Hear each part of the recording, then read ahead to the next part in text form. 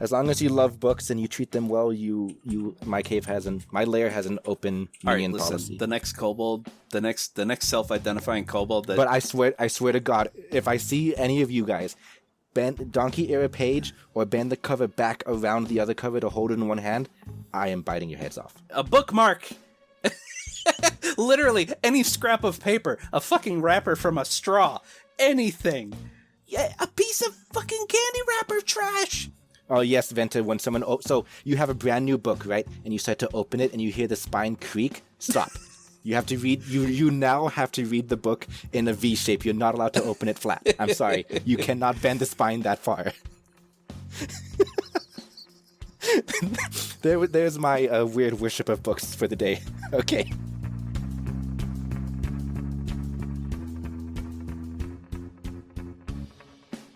All right, welcome to the World of Dragons podcast. This time, should I say this time or just straight into film in front of a live studio audience? That was going to be part of my news.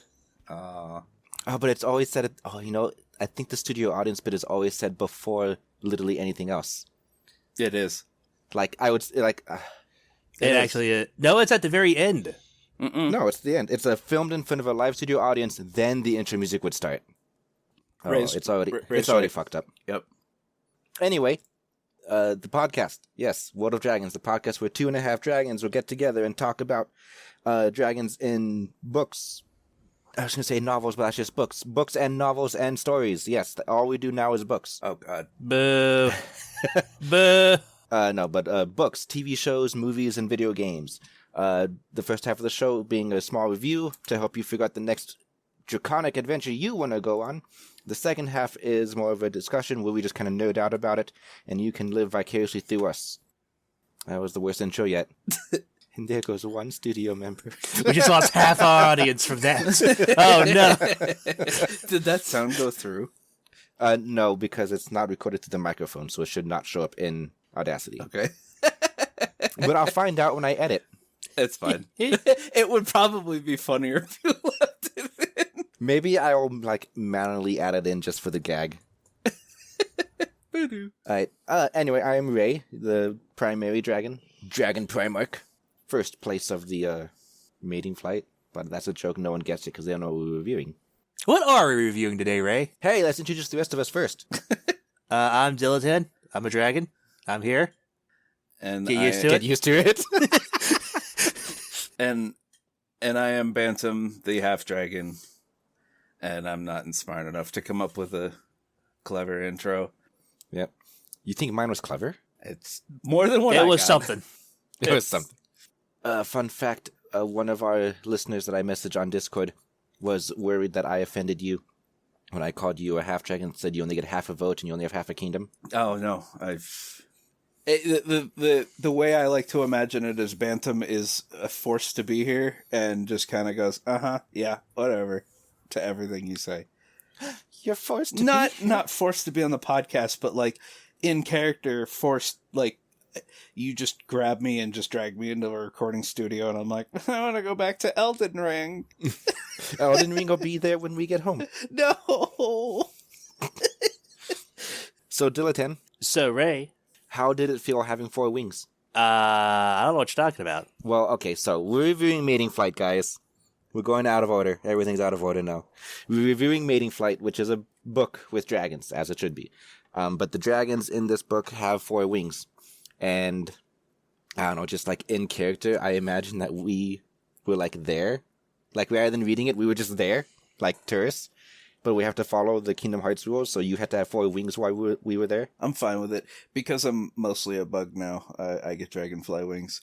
It doesn't make... Multi-wings do not make sense. No, they really don't. I love them. I think 6 wings is the perfect amount of wings. No. No. I understand for a fantasy aesthetic that it looks neat, but, there's just so very few real-life animals out there biologically that can make sense out of multiple wings, and...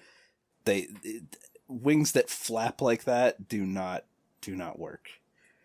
Okay, dragonflies. Dragonflies, most insects, but the way the wings work is that 2 of them go forward and back while the other 2 go up and down, and it's to stabilize them so they can hover. But with something as big as a dragon, I just don't see that happening. Yeah, the body mass, there's no way that could work. The dragon, of course, doesn't think what you care is possible and does it anyway. I did. There you go. One person got the joke. I did like the fact that well, we'll save it for when we actually get into it. I was gonna say, because the main character has some problems and can't really fly by flapping their wings, so they just hoist themselves up with magic, and all I could picture was someone grabbing like a kitten by the scruff of its neck and magically, like just magically lifting yourself by your own pants and just flying around like the Lorax. Yeah, like the Here. Lorax. I got an idea for a great joke episode. What? World of Dragons podcast, but every time we say the word dragon, it gets 10% faster. Ooh. Well, at least we won't have to come up with much content for the latter half of the episode. I'm just making B-movie jokes. I feel like Dylan doesn't get what's going on. Hi. It is worth noting that the book Mating Fight is also kind of adult in nature. It is not explicit. It's not porn at all. But it does go into adult material and adult acts fairly casually. Like, it'll mention the word hemipenis at some point, and they obviously do a lot of fucking because it's a mating flight, but it never gets into any real big detail. There isn't any porn scene where they spend 6 pages describing the sex. No, you'll get like 1 or 2 sentences at most. Yeah. And it's always from her perspective where she can't feel anything, so it's very... Or she's embarrassed that she can't feel, so she refuses to watch. Yeah. So yeah. Yeah. All right, so anyway, Dragon News. Yes, I was wondering if we were getting that. I do have one very important story today. Dropped as of Friday, March 18th. The Mystery of Caketropolis bonus content has just dropped. If you're able to get a true ending, you will be now have access to 20 plus minutes of bonus story content, plus a new soundtrack. Oh, shit. Shit, indeed. That's actually news to me. And I know. I actually knew that. I was going to bring it up if Dilatan didn't, but good job, Dilatan. Yeah, I'm a reporter. Also, to our audience, we now have an audience. To our audience that is not here, live with us, we now have seats available, a limited amount of seats. Hello, Venter. Yeah, we flipped the camera around to show the audience there with one kobold in it. One kobold with a little sign like the foam finger. I've given him snacks to convince him to stay. But yeah, for $5 on our Patreon, you will be able to join our Discord and listen to us live every other Monday at 6 a.m. Florida time. You can work out your time zone from there. Yeah. So I guess it's worth mentioning, you can join the Discord for free. The $5 roll is what gives you access to the voice channel. It's the way you wear that made it sound like it was $5 to join the Discord at all. Everyone can join the Discord, but not everyone can be an audience member. You gotta pay the ticket. Yeah, you got, yeah. Now I got golden tickets stuck in my head. God damn it. All right. And one more piece of news. My little dragon got himself upgraded into an even bigger cage. I'm surprised it fits on my nightstand. Oh, you Nix? Little Nix, he is now in a 40-gallon tank, and I'm going to see if I can set up a webcam pointed into the cage so we can watch him live during recording. Oh, gross. What do you mean gross? I mean, that's fine. Did he freak out? He's still trying to understand what's going on. They usually like, oh, new environment, what the fuck? Yeah, he's He just clinging to a stares into tree right space. now. Oh god! Just picturing him hugging the tree, like, where am I? I mean, he's got his same derpy expression. His eyes are about as big as they can be, and he's just trying to figure out what's going on. But I can't tell what goes in that little mind of his. There's nothing in there. I just hear rocks banging around. Well, because leopard geckos are already pretty stupid, but then this one's inbred, so he's double stupid. Not Hey. head empty, no thoughts. Yeah. Brain scrambled egg. He's got thoughts. He just thinks everything is food, and he will not stop until he has devoured the world. I can't count the amount of times he's tried to eat my head as I walk past the cage. Plot twist, his particular leopard gecko is actually an eldritch being sealed into tiny form. And I'm going to release it. No, don't release my pet. No, release the eldritch being. So he can assume his true form. Yes. Alright, any other dragon news? Not particularly. I do have my eyes on a platformer that's been going to develop, which is a very combat-heavy, like Spyro design. Oh, Glide? Yeah. But there hasn't been any updates on that front. Yeah, And- kind of waiting for the demo for that to drop. Oh, that's gonna be good. You guys Would still you haven't wanna- played the Half-Life Year of the Dragon demo And I never will because it's Half-Life. with dragons. That But should it's make Half-Life. It should make it better because it's But when got the dragon, when the dragon is just Spyro, who got like copy pasted from his own game, it's like I'd rather just play Spyro. But you can rescue scientists trapped in... I actually disagree with Ray on this because like I actually really liked Half-Life and I also like that's Spyro. good because you guys liked Half-Life. But don't care. Here's the problem. Here's why I haven't played it and probably why I won't for a while. Because you described that there's already some game breaking issues that they're still working out, and I really don't like the whole early access. The game's a mess, but you can play it, and it's like I'd rather not. I'd rather you just fix the game and release something playable. I remember when games were released fully completed. Yeah. I miss those days. Old Dragon time. All right, truth be told, this is a free proof of concept, and the foundation's solid. The foundation was built by somebody else. It's a mod. Actually, it's not even a mod. It is a completely original game made in Zash 3D, which isn't even Half-Life's original engine. This is Quake 2's engine, which was heavily modified for Half-Life. So Half-Life was modified with Spyro, modified onto Quake 2. Technically, it's a technical masterpiece. How they've gotten all this to work. The point is, you keep saying modified, meaning it was made by somebody else. Yeah, that's why it's free. It's free! There's no reason why you can't and shouldn't play it. All right. I'll play it. Free. Dilettante, I challenge you to a caramel. Milk chocolate's better. I challenge. That's not what the... No, a caramel is combat by healing, like combat by being nice to each other. It's a combat to 5 touches where healing counts as a touch. Yeah. So you're just being nice to each other. It's like a hug ball from South Park, or whatever the fucking they called it. Hug ball. It was that episode where they all hugged each other and they were being sarcastaball. Yeah, that's a caramel. Uh-huh. I obviously Dilettante did not read. I did get to that part, but I've got my own thoughts on the combat. We'll get to that when we start to dive deep into this thing of a story. Hoo. Hoo. Let's go. Now it's Tigger.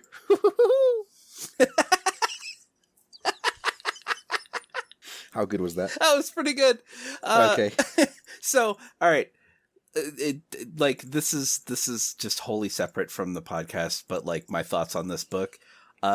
Just a base coat going in. I both loved and hated this book far more than Tooth and Claw. This book is simultaneously the absolute bottom and somewhere near the middle for me. It kept fluctuating so fucking bad between, wow, I'd rather read Tooth and Claw, or just, yeah, the Tooth and Claw sucks. It was a emotional roller coaster and I hated it. I'm perfectly honest with you. I don't know what got into my eyes, but there's nothing but salt. I could not find one thing enjoyable in this book. I'm speaking honest here. It's because I suggested it. That's why you hated it. No, it's not that. It's the book itself. I Dilettante, I'm going to confess something to you. I told Ray in the car. I was like, well, we already know Dilettante doesn't like reading, and I don't either. So I'll let you know what my thoughts are, and you can take those, with less of a grain of salt. Yeah, this book was terrible. I'm just gonna cry. Oh well, you're not supposed to take it personally. This isn't a book you wrote. One day it will be a book I wrote, and then I'll cry. I mean, at that point, I will. I've already read when you tried to do NaNoWriMo and you did a couple pages, and it was really well written. It was actually enjoyable to read. This book, not enjoyable to read.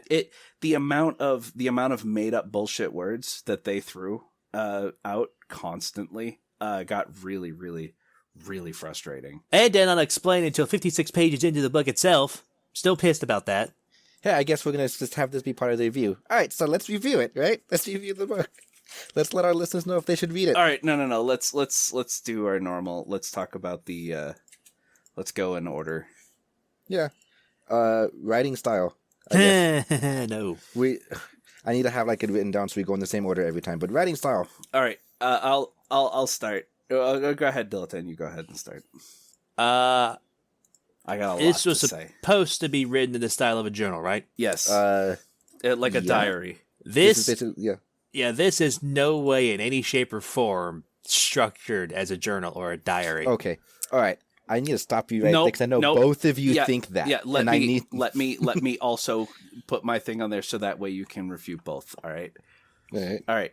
When I write a journal about my day, okay, I will say, hey, so dear diary, today I woke up and I had this for food, and Ray and I played a game. We watched an episode of a TV show. It was an overall pretty great day. The way this book is written is take what I just said and stretch it out to 20 pages. It's someone who is way too involved in their own diary, who is now scripting out events and putting thoughts into someone else's head. If it's written like a diary, you don't know what that other person is feeling. You can only interpret it from your own perspective. So if I think that you're annoyed by something I said, I'll say, Ray looked annoyed, instead of them having their own internal fucking monologue in my diary. None of them have the internal monologue in There her were diary. a couple times that they were like, and then they thought that like, it just goes way too in depth for what should be a diary. It looked like someone took a novel and then interjected some fourth wall breaking diary entries into it, and it was really bad. Yeah, this is how not to do it. I have been trying to think about how to write Dilettant's story because, like Phantom said, when you're writing about your day, you don't really go into this much detail about the nuances that you experience on a day-to-day. Like, say, if Dilettant was traveling to a town that he knows almost by heart, he just mentioned the name and then move on. And that's one of the problems when you're trying to write this as a actual story to read in a fantasy world, because that does skip a lot of the world building. And that's what personally I've been trying to struggle for a solution for, because if you do write it like this, it takes you out of the immersion. It's not a journal anymore. It's just a flavored novel. I just think that that Bard would have done much better had he just stuck to writing a novel and not had it formatted like a diary. All right, so I guess my refutes now. Okay, so there is no single one way to write a journal or diary or whatever. Like, this might be like a little cringe from high school era Ray, but I tried to keep a journal. I don't anymore because that's too much fucking effort. But when I did, I used to write it in character as a red antho dragon named Trist Van Damir, and I would always reference my other characters who I guess at the time were basically imaginary friends. Kalandaram, Hylo, Malice, whoever, right? So it almost came out like a book. That's actually how I wrote it. So it can happen that way, especially if she's writing it for the actual purpose of having other people eventually read it. She mentions a couple of times that if you're a non-dragon reading this, then blah, blah, blah, blah, blah. So she's writing it with the intent of other people reading it. So that's probably why it's laid out a bit more story-like, and why there are tangents which she goes off and explains this thing and that thing at what feels like odd periods of time, because she realizes, oh, they probably should know about this. Yeah, I will jump onto your little ship there, Ray. I did the same thing when I was younger, except I wrote my diary as if I was writing to another person. It was an imaginary friend of mine, but it still was a lot more coherent than this. Like, I would explain small concepts, but not with the just overwhelming amount of nonsense detail that... There's an example later on in the book where she's describing what a planet looks like. From what I understand from the description, this is what I got. The planet was a sphere. It was a normal Earth-like planet. But they spent 3 paragraphs describing it as a donut without the hole, but the hole instead of the donut. And it's like, what the fuck are you talking about? So Hove is not a sphere. It's not a basic ball. It's a typical toroid. It's not a sphere. So, like, literally imagine a donut. Yeah. But imagine you're inside the donut and it's hollow. That's a way better explanation than what they gave us. Yeah, okay, yeah. To my point. Okay, they live on the inside of a donut. There you go. It's a hollow donut that they live inside of the ring. Well, if I remember what she said was, but there's air where the donut has dough, and then there's a rock and outside the world where the donut doesn't exist. Or something. I don't remember how she worded it, but she did word it kind of weird. I can pull it up real quick. Because so one thing, also because of the fact that this book was not available in audio format, and because it was cope. Yeah, no. This is not a complaint. I had to find a place to, and I don't want to give Amazon money, so I found a different app I found a different app called Rakuten Kobo, and Rakuten Kobo. I don't know if it's the formatting of the book in general or if they did this, but everything is split up very, very detailed. Like they even cut all the chapters into little parts. So yeah. Okay. All right. Here, I'm going to read this. Okay. I'm going to read this. So I looked around the world that we had carelessly chosen to be our home for a dozen years. I've never been in a typical toroid before. Mel is a basic ball, and my parents weren't much for traveling, so I'd never been any world else. Hove is shaped like a donut with quite a big hole, except reversed. There's empty space where the donut has dough, and there's stone and outside the world where the donut doesn't have dough. We'd come in on the outer equator more or less, looking down. You know your eyes are lying to you. Geography tells you the world is curved, but it looks flat. The part is just like on Mel, but on a basic ball, the world really curves away from you, like you're on top of a hill and you can't see the bits that are far away from you. Inside a typical toroid, the world curves in on itself, so neighboring continents and oceans and the tops of clouds are painted across the walls of the lower sky. Or sometimes you have the illusion of being in a huge valley, until you have your eyes far focused on the sides of the valley, and you see boats and whales in the ocean that look vertical to you, but it is not. The tops of the clouds are the most disorienting. I'm looking down on the tops of clouds, not across or even nearly up. Like, it goes on for another 4 paragraphs. That is a nightmare. I didn't think it was that bad. Yeah, it was pretty bad. I was able to pick it up. I'm just smarter than you guys.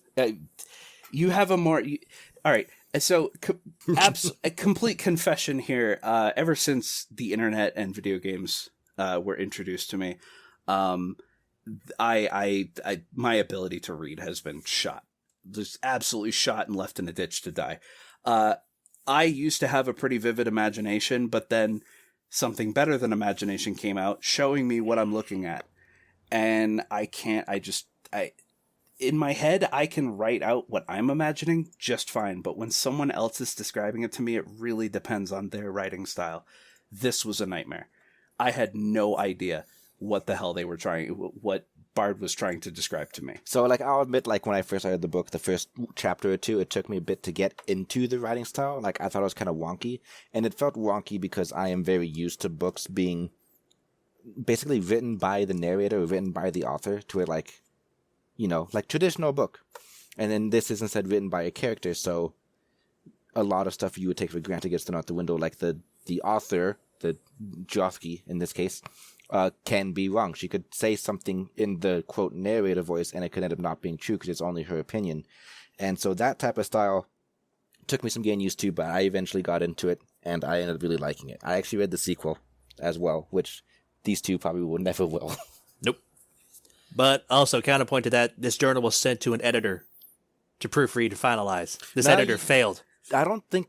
Failed horribly. For sure, because this is self-published. Yeah, it could be self-published. So we don't know if they had an editor or not. This is why you have editors. Well, you only really get editors if you No, have I'm a major talking publisher. about actual in the world story. There is someone proofreading her work. Do you know for sure? Did they mention that at some point? Yes. They actually mentioned... yeah, I do remember they mentioned something about this can be fixed later if the editor... Yeah.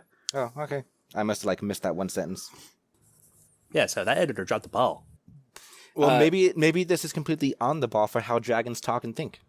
The other thing is so I also want to read this little bit here.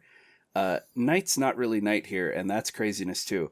Most typical toroids have only one sun. Hove has 4 suns, all moving along it's not an equator exactly. Equators ought to be on the ground. Center circle, is that the right word for it? If you slice the donut vertically, you get 2 C-shaped halves with circles at each end. The sun would be in the middle of one of those circles. The bright one is... and then goes on for a paragraph to describe each of the suns and the color and the heat and the temperature, whatever. Mm-hmm. And I was like, I don't get it. And then at the very end of all this description, so 6 paragraphs later, writes, I'm sure that most of this doesn't matter much, even to Hovens. The part that does matter is day and night. It doesn't matter. Why write it? Because the character writing the journal, that's one of her flaws. She rambles much like we do. Yeah, I guess. But it, like, as a reader, telling me that, like, none of this detail matters, and I'm like, then why did you make me read it? Well, Yeah, it's kind of offensive. Because I appreciate it, but not everybody's going to. But it's like, hey, that's kind of a cool insight. That's kind of a cool explanation. But whatever. Okay, so writing style, not for everybody. I mean, I do want to stress that I'm not just shitting on it because it's a book. There have been a lot of dragon books. In fact, one I want to bring to the podcast, which is the Dragons of War series. Basil Broketail. I remember, in fact, I can see the book from where I'm sitting. I actually opened up the book randomly and read a couple paragraphs because I was just curious as to whether or not it was, what do they call, rose-tinted glasses. No, the book is written really well. It is digestible. It doesn't use a bunch of fancy made-up bullshit words. That all that does is alienate the listener or the reader. And it's like, you can use normal language. You don't have to keep making up words. Specifically, my very first note, and I'm gonna read it verbatim for what I typed. Stupid fucking made up words. Wefo, vo, thizo, huchuko doesn't make you seem smart. What it does to me as the reader is make me feel unwelcome in your world. Okay, so the reason why those words are made up is because they are concepts that do not exist in the real world.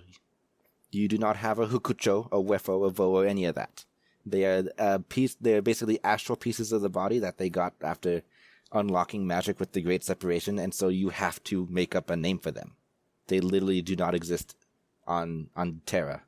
Well, then what I would do as an author, and okay, that I accept that, but what I would do as an author is I would then describe it as, I'll just take Wefo, for example.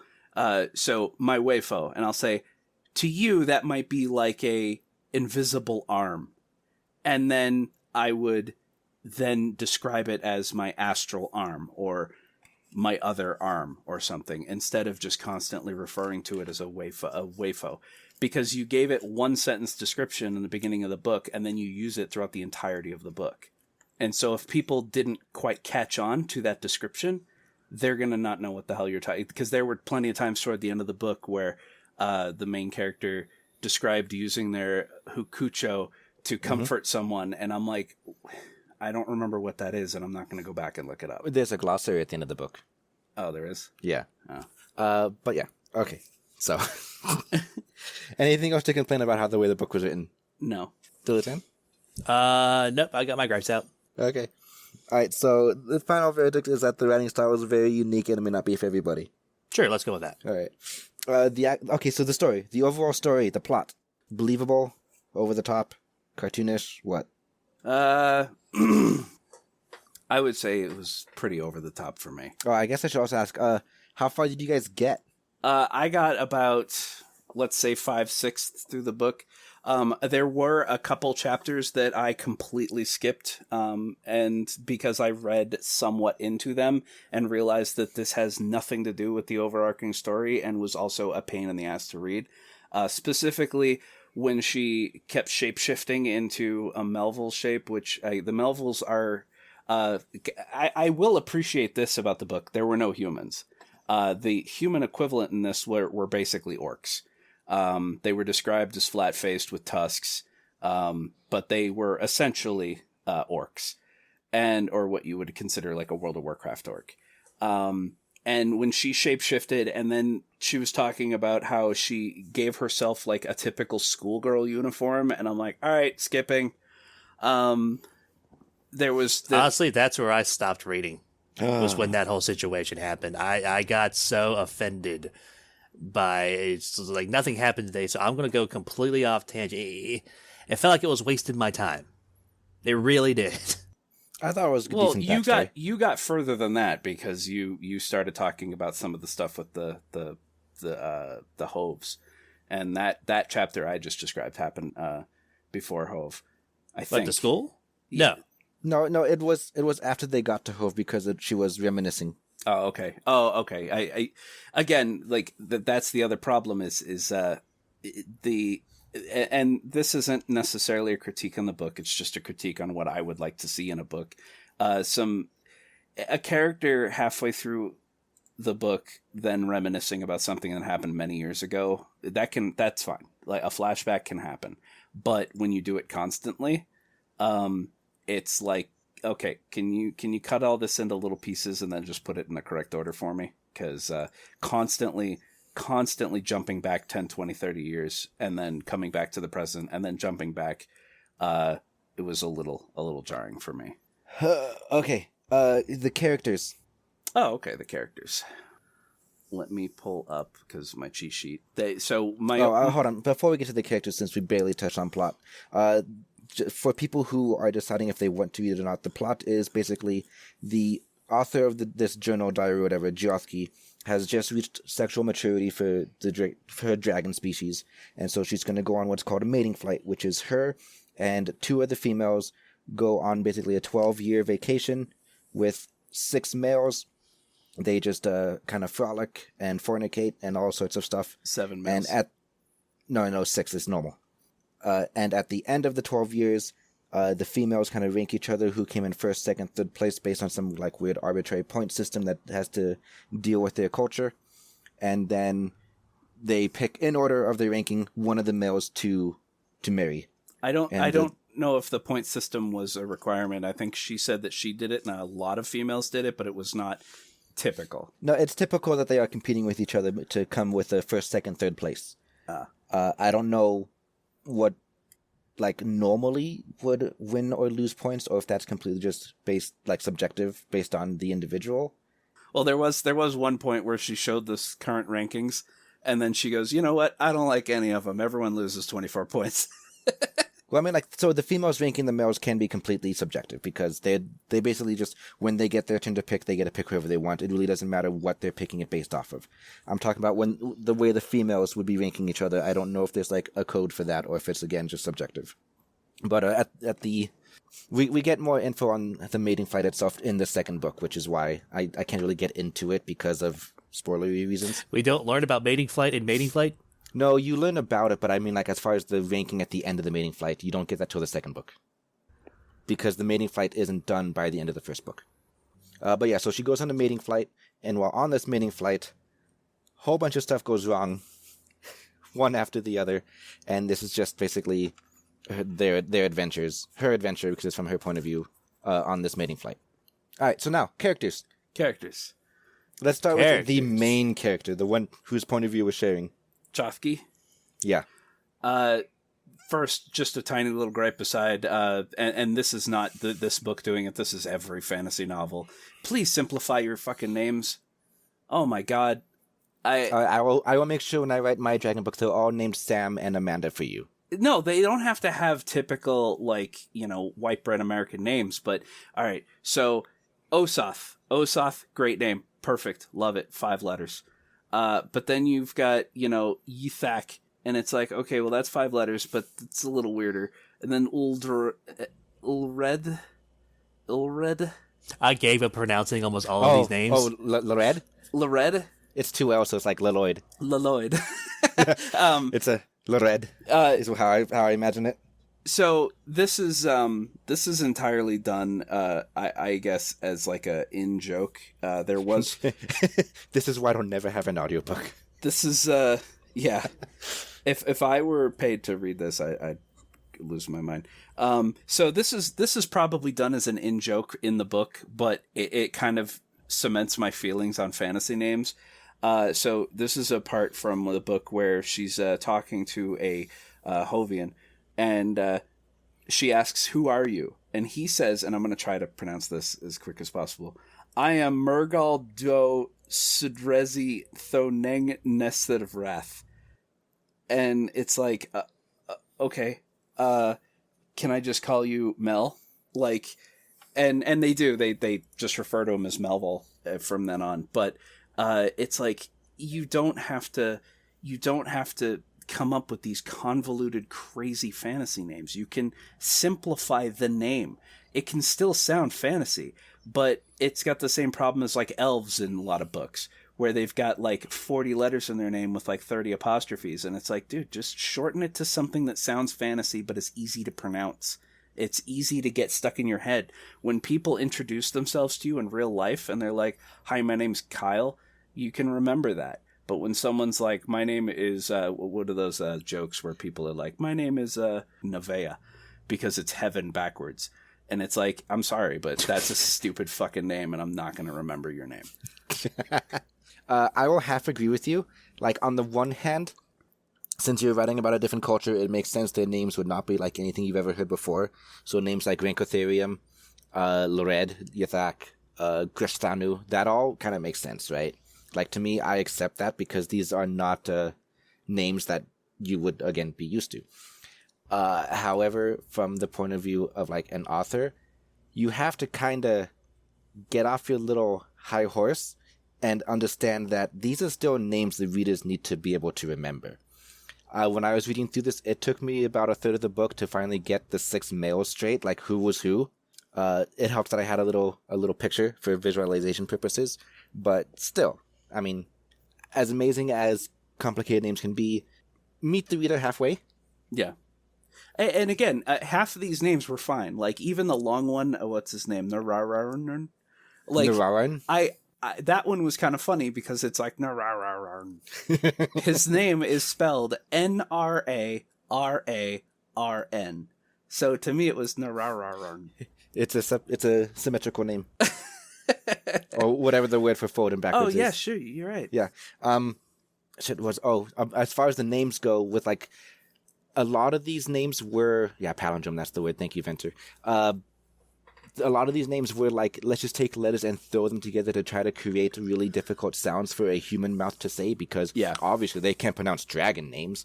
And they actually reference that a couple times in the book. Like, Jyothky will be introducing herself to someone and they keep calling her Joffy.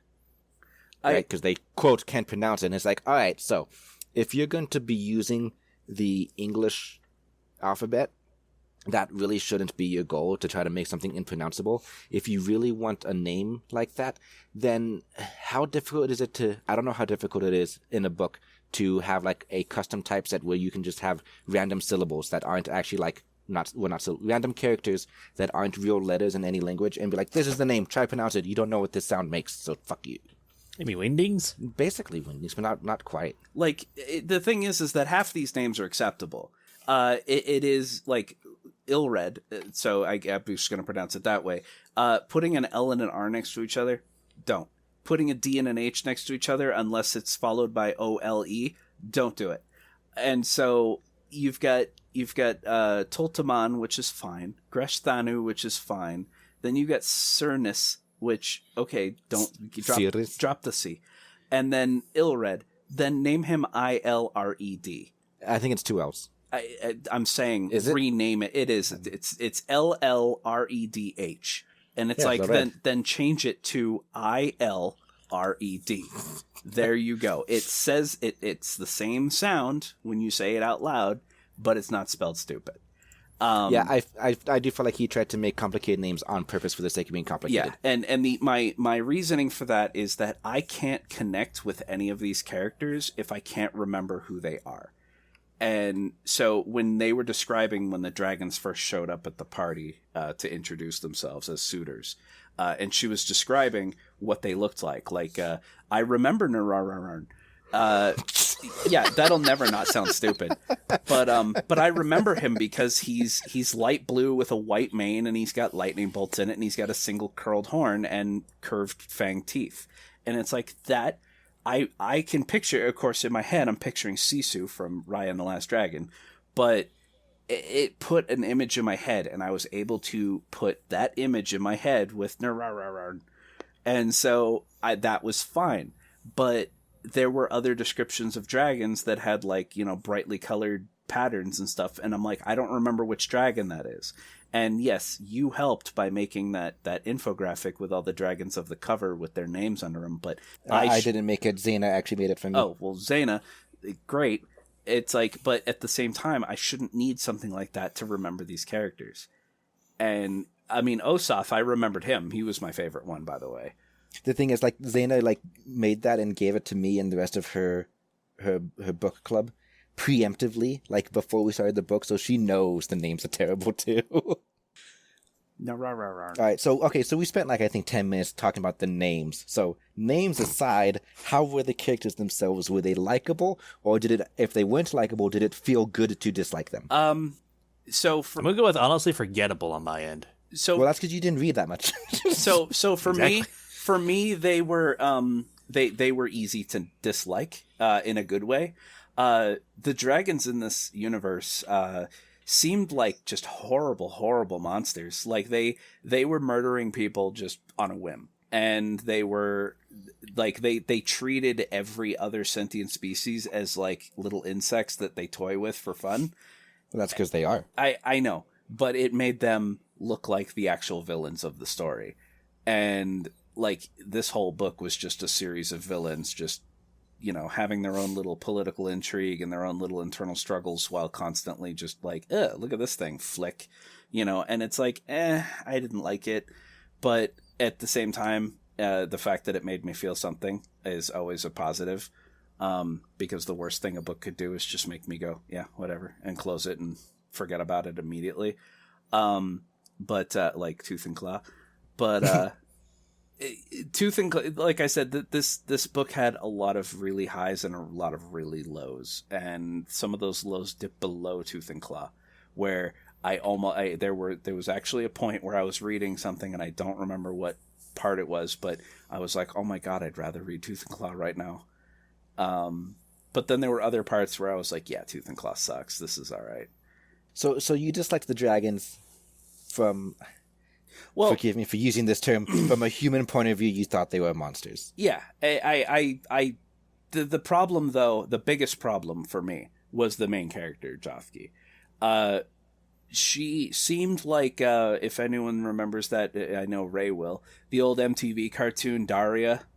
She seemed like Daria, but with, like, nothing redeemably funny about her in any way, shape, or form. She seemed like she didn't even want to exist in her own world. And I understand that the reasoning behind that, if you haven't brought it up, is she has no sense of feeling. She can't feel... If someone is tugging on her tail or poking her in the side, she can't feel it.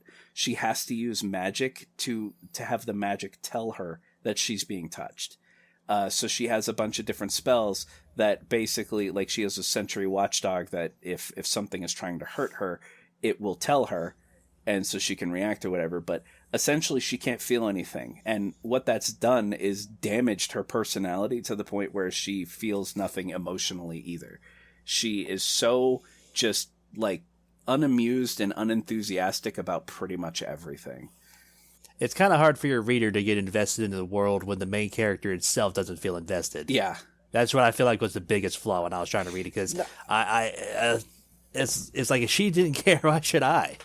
I felt like she cared about certain things. I think they tried to make the dragons only care about certain things, again, because they're trying to go for an alien mindset here, which I feel like worked for the most part, but I'll get into that later. So she did care about some things, mostly food. I'm going to get to the food later. Yeah. Shit. Where was I going with this rant? It's like, so she could feel, like, emotionally wise, just not what you would expect it, or it wasn't explained well, or a lot of her, like, not caring about, like, anything. It was definitely, like, just her own fault. Like, she just... Oh my god, I'm talking to myself in circles here. To me, it felt like she was a teenager, and the teenager was in the phase of, like, I don't care. Everything's terrible. I just want to go home. Because several times on the mini flight, she would write down, I just want to go home. That's what it felt like. I felt like I was reading like this emo black dragon with the frills laying down across one side of her snout. Well, she was gray, so close enough. No, she was black. Was she black? I thought she was was described. No, because they described that there was actually a part where she described her two sisters and their coloration being dull, and that one of them was a dull red and one was a dull yellow, and then she said hers were a dull gray. It is an emo dragon. I think it was a dark gray to where it almost looks black, because at one point she meets another black dragon, but this black dragon is sparkly because they did like some highlights of the scales or something. She's like, I should do that. Okay, so this is just a writing tip for anyone who's trying to write a emo teenager character. At least give them something to be passionate about. give them Food for her. For her, yeah, food. But something a little bit more like another character, so that she has a different interaction instead of treating all. That's the whole point of the one Hovian lady whose name I forget. Every time you say like when I say it, I know what I'm saying, but like when someone else says Hovian, all I think of is the Whovians from Whoville. Yeah, the food in this universe. Can we talk about the food? Sure. This is probably the only book where the food has been described in such a way where I actually want to live there and eat that shit. Everything is stuffed with onions and garlic, and just everything is stuffed. Like, it sounded so good. They're like, oh yeah, it's this mammal that's stuffed with like roasted onions and garlic, and I'm like,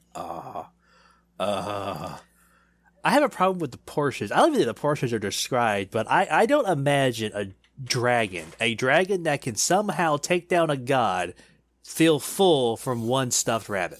Oh yeah, I wanted to attack you on this point, but I guess we'll get into that in spoiler section just because the review part's getting long, even though it's not really spoilery. But I'll get you later, because I thought when you like wrote that down on your little notepad, I thought it was hilarious. I'm like, oh, he doesn't know what he's just walked into.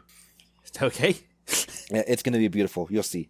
Okay. Join us after the break to watch Dilettante be just put into the ground. Okay, writing style, story, characters. There wasn't anything narrated to go off of, so nothing about like voice work, which we usually do. So I think anything else to touch on in the review? Honestly, the voice work was awful. I couldn't hear a damn thing the guy said. I'm gonna slap you. I was staring at the pages, but I didn't hear any words. You guys don't have an internal monologue? I do. I have an internal monologue, but I mean, it's me, so I say things that I want to hear, and I agree with myself. So I had voices in my head. It was pretty fun. I have a dial-up modem in my head when I was trying to read this. I was gonna make the sound, but I forgot the sound they make. No human can replicate that sound flawlessly.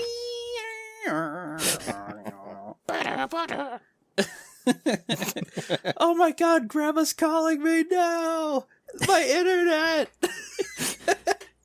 There were times where I'd be like playing some online game or something, and I'd hear that, because there was always a sound, and a lot of people are seeing the meme circulate now, where there was like a particular brand of stereo speakers that you could get for your computer, where it, like, due to some weird thing, would like make a weird noise that you knew someone was attempting to call you on your dial-up internet, and it was like, no! And yeah, I remember the days where you had to call your family and tell them, hey, I'm going online for the next 4 hours, please do not call my house. And then my grandmother would immediately forget and call the house. And my mom would be like, oh well, and then just sit in the kitchen and talk to my grandmother for like 20 minutes while I'm just fuming because I was in the middle of a conversation on AOL. Yep. Alright, so I'm going to ask you guys the same question I ask you every time, but I need you to understand. Part one of the question is definitely like for the literary work itself. Part two is more for the world. Okay? Mm-hmm. So, Dilettante. Uh-huh. X out of 5 stars, and would you live here? 1 out of 5 stars, and it seems like a very convoluted world that I cannot comprehend. So, for my own sanity, I will not live there. For me, 5 out of 5, I would. 5 out of 5 is for you loved the book, and the writing style was amazing. No. For the writing style. I thought you... That's what I said. The first part is for the literary work, and the second part is for the world building itself. 0 out of 5, I would not live there. Okay. I would, as far as the setting, though, I would, because apparently... sorry. Then yeah, so 0 out of 5, the book was terrible, but you would live here, the world building was good. The world building was good, and the other reason I would live here is because apparently there's a really easy to learn magic spell that just opens up like a portal in the sky that you can fly through, and there's from their own description, there's dozens upon dozens of planets with sentient life that they can go visit at any time. I mean, they were literally just sitting around discussing, hey, what planet should we go to for our mating flight? And it's like, okay, so there's multiple planets that can sustain life. That already is very interesting to me. Because if a world gets boring, you can just open up a portal. And I feel like it's worth mentioning, I don't think that spell travels to another planet per se, because at some point in the book, several times she says, this universe. So I think that spell is going to different realities. I mean, that's even better to me. But yeah. Just a small little like fun fact, I guess. I guess for me, I would say the book was 5 out of 5. It had some growing pains, but I ended up loving it afterwards. I actually like this book better than Tooth and Claw, and I loved Tooth and Claw. And yes, I would live here. Absolutely. I cannot put this above Tooth and Claw. I actually really love the magic system they used in this, and I'm probably gonna take a couple aspects of it and use it into my own world building. As much as you hate the Hukucho, Wefo, and Vo and all that. So I have that one page that I saved for dramatic reading. When do you want me to do that? Maybe after the break, because it might be spoilery. I don't remember what page it was. Not really. It's Farewell to Old Friends Day 8, so it's pretty early in the book. Oh, so it's the... It's because while I was reading it, I was like, oh my god, this is fucking... I loved it. Yeah, with no context, this makes no sense to anybody, so go ahead. Okay, so I'm gonna do a very serious dramatic reading of this one page because I actually laughed out loud. Like, noise came out of me. So... That's what laughing is, yes. A while ago, Veramet had sent me an invitation to Bedalu's fourth birthday party. That's a very important birthday for a Melville, for the very stupid reason that, at that age, the Melville could be controlled by their gods. They didn't have their gods anymore. Of course, we control them collectively as much as their gods used to, except that we're benevolent about it. Their gods were usually more interested in sending armies against each other than in doing anything useful or decent for the other Melville. We don't let them fight each other much. Pace Kristamu's clumsy matter of Krebench and Catharn, we definitely don't let them die or starve or die of plagues either. Uplifters do this because it's uplifty. Even a fairly downcrushy downcrusher doesn't find it economical to let all their slave peoples die. I did really like I think that's a passe. Passe? Oh. I do like the fact that they have some dragons that are like, I'm going to uplift them and be nice to them, and then others that are like, I'm going to be so someone who is kind to them is an uplifter, and someone who is cruel to them is a downcrusher. I had a note on that. I was going to get into uplifter versus downcrusher later on and ask you guys which one you think you would be, but we'll do that after the break. Okay. All right, so that's our review. That's 2 people hating and 1 person trying desperately to defend it. Never mind. What? I'll tell you after the podcast. Okay. The audience will never know. All right, fine. I'll tell you. It'll probably... Let me tell you in private, and then you can decide if it's worth saying out loud. Okay. So we'll come back right after this break.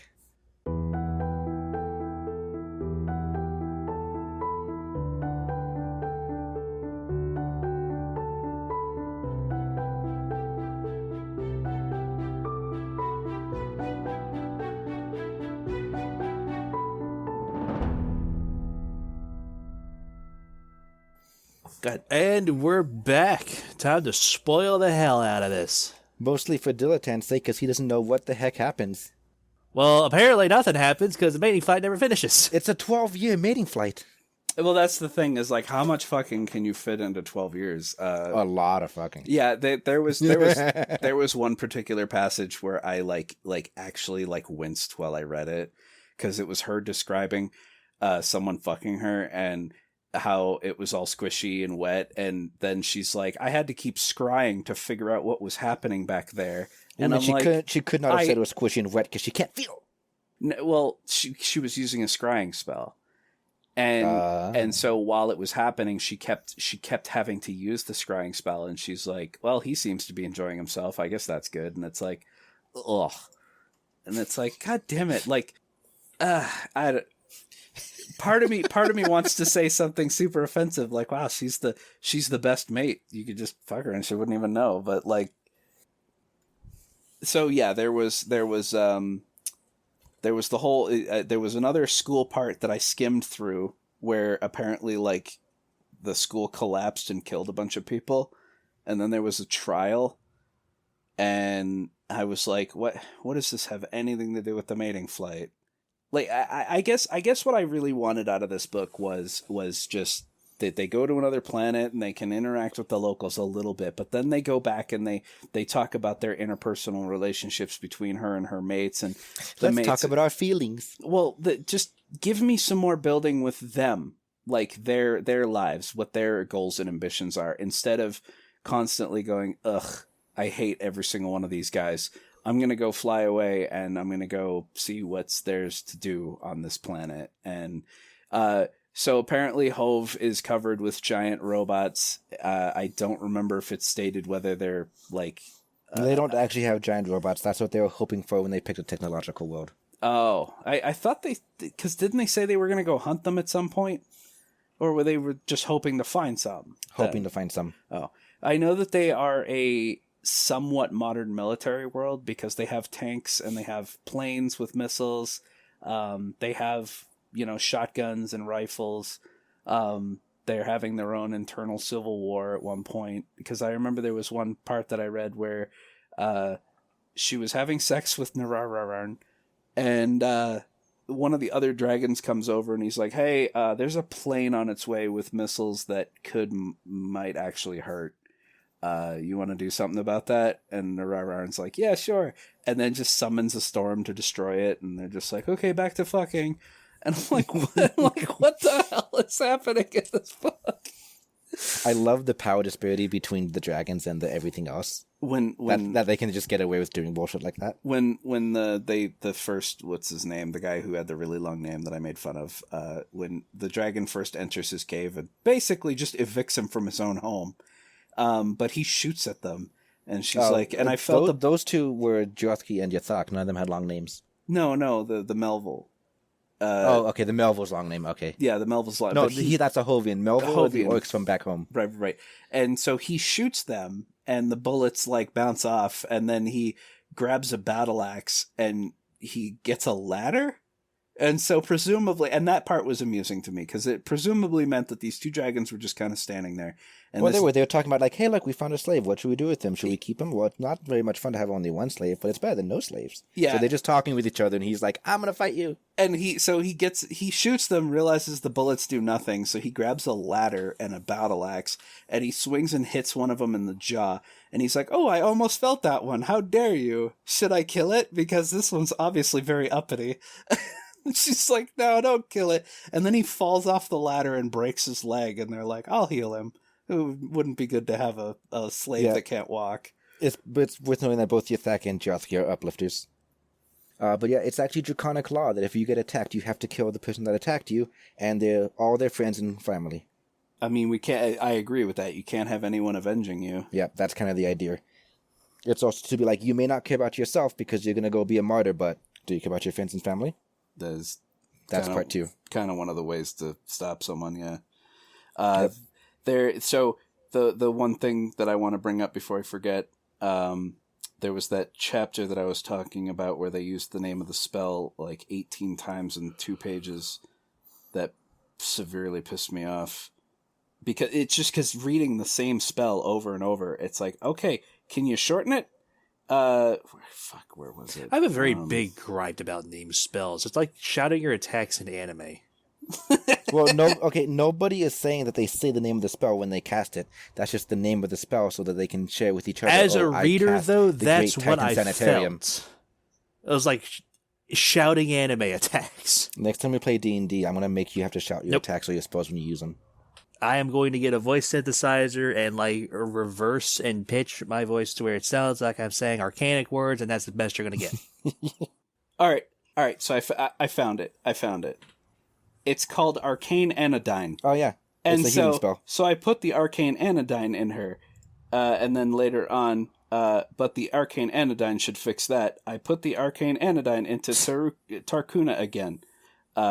Okay, because that's the point where Tarkuna's dying, like literally dying. Like if she only had 30 hit points, she's losing 25 hit points a second. So you have to keep pumping the healing spells into her. But they keep well, she was dying from the poison again, so I put the Arcane Anodyne into her again. So I put the Arcane Anodyne into her. I'm only reading the sentences that contain that. I poured the Arcane Anodyne on her as fast as I could. Time for another incision, another slice, another Arcane Anodyne. I wanted to cast Arcane Anodyne again, but I had to cast it 3 times already this heartbeat, and I didn't have enough force for a 4th. I could cast the Great Titan Sanitarium, the Arcane Anodyne, so she wouldn't die. Another Arcane Anodyne. Okay. It's like you don't have to say the whole goddamn spell every single time. Just say Anodyne or the spell. like, or I recast it. Like, come up with different ways to say the same thing over and over and over, because the amount of times that Arcane Anodyne showed up was driving me up a wall. Again, I can agree to that. If you're writing this traditionally as the author or the narrator, yes, 100%. But since this is literally Jyothky's internal monologue, because she's a character and she's also the writer, she's allowed to have terrible writing style habits like that.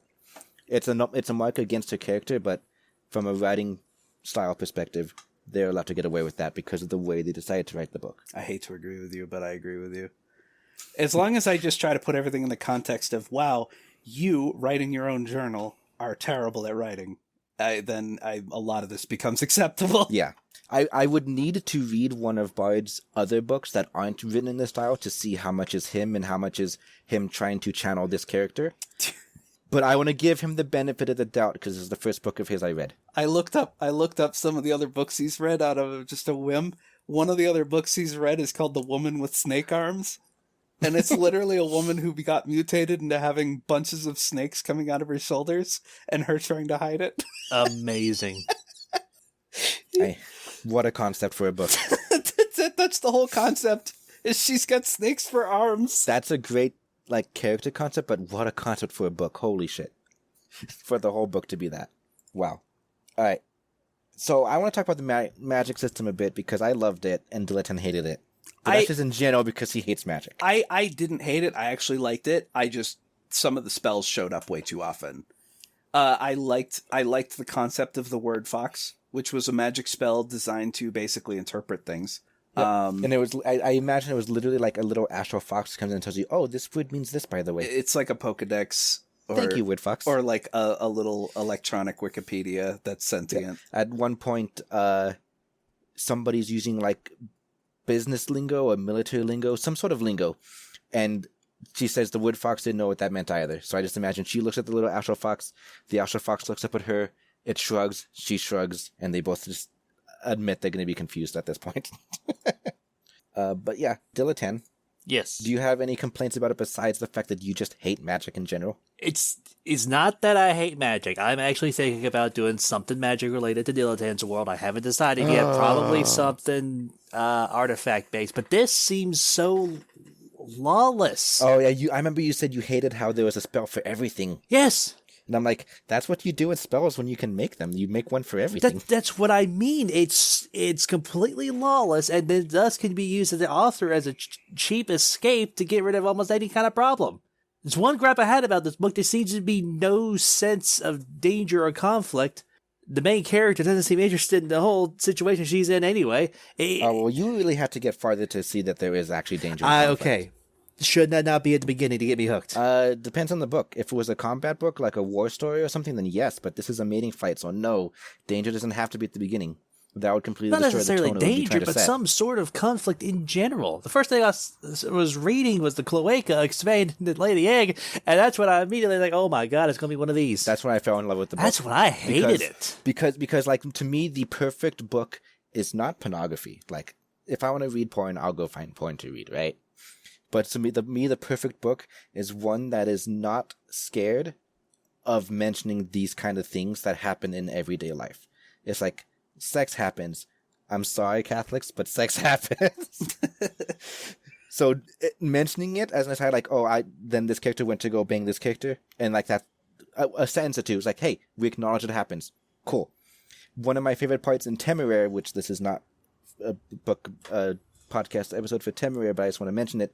One of my favorite parts in Temeraire was basically a masturbation joke because they acknowledge the fact that the dragon would want to do that. It's like, cool, it happens. Thank you. Yeah, it does. It does seem really weird when a book. We're not ashamed of it. When a book tries to avoid it at all costs. I can understand if you're writing the book specifically for children, but okay, yes. If it's written for kids, then yes, avoid it. But like adult fiction, it's okay to mention it. Yeah, if you're gonna describe that, like in I guess we say Wings of Fire, if you're gonna describe that he murders a kid and eats him, it's like if something sexual comes up, that's not a big deal.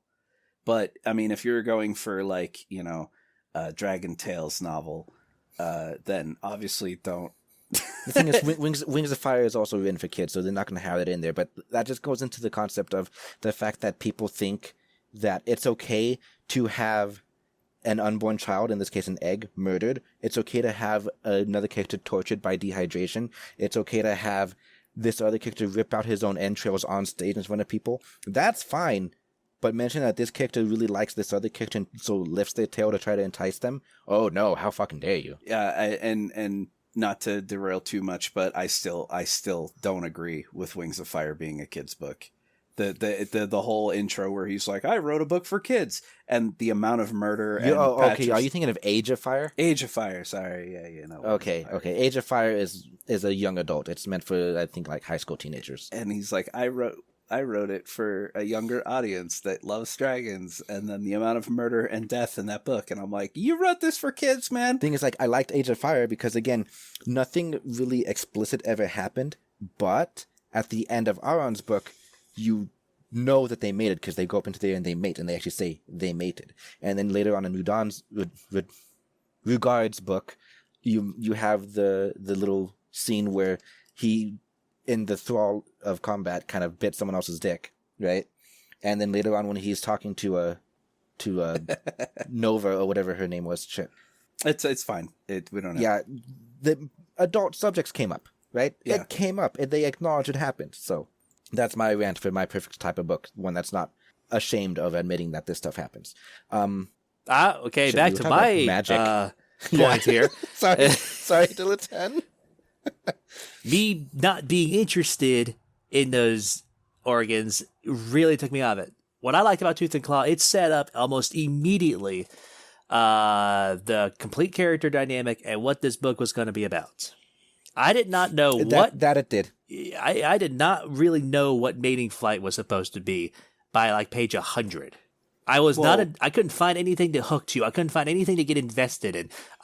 Tooth and Claw, I'll admit, like 2/3 of that story I didn't really care for. For some reason, the lawsuit about the stolen body, that got me interested. I wanted to see that all the way through. But this, I couldn't hook onto anything. So I would like to point out, I want to jump in from the bantam, I'm sorry, because I want to just point out that Tooth and Claw was written by an omniscient narrator who could not be wrong. And this was written by Jyothky, who has trouble formatting her journal. True. That's not really a good selling point. It's not, but it's a decision. I was going to half agree with Dilettante on this. Granted, yeah, it's like the whole book is supposed to be about the mating flight, but the amount of tangents the book itself went on was starting to get to me, and it was like, okay, this has nothing to do with the mating flight. Skip, because it just wasn't like I'd read a few paragraphs into whatever tangent that they were talking about, but eventually I was just like, this is not interesting. I don't care about this. Dilettante saying that he had nothing to hook into. They did actually describe early on what the mating flight was, and it wasn't like drawn out. It was just, it was written in the sense where she was writing her own little diary for other dragons, so it's like they already know what the mating flight is, and she gives small details throughout the rest of the book, but you either need to front load that or you just need to brush it aside completely. Like, yeah, the mating flight, it takes 12 years, it's on another planet, end of story.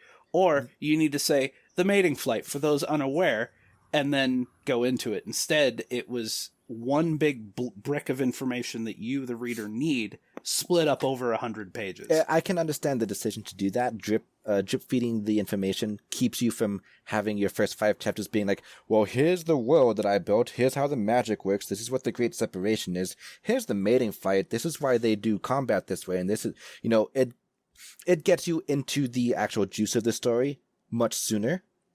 You just kind of have to understand that you're going to be confused for a little bit, which is a weird decision to make and rubs wrong on some people. Dilettante. Yes. But it's still a decision, and I can appreciate that decision, because when I try writing, my biggest problem is always, where the fuck do I start? How do I make sure they understand that XYZ? In fact, the first time I wrote in high school, because I had to write a short story for my 9th grade English class, and then that got me hooked on writing, and I went all in, right? I wrote a novella, basically. It's terrible. I'll never let anybody see it, but it's there. When I was writing that, I would actually use footnotes. I would say, to use mating flight as an example, blah, blah, blah, I'm going to go on my mating flight, footnote 1, and continue on the story.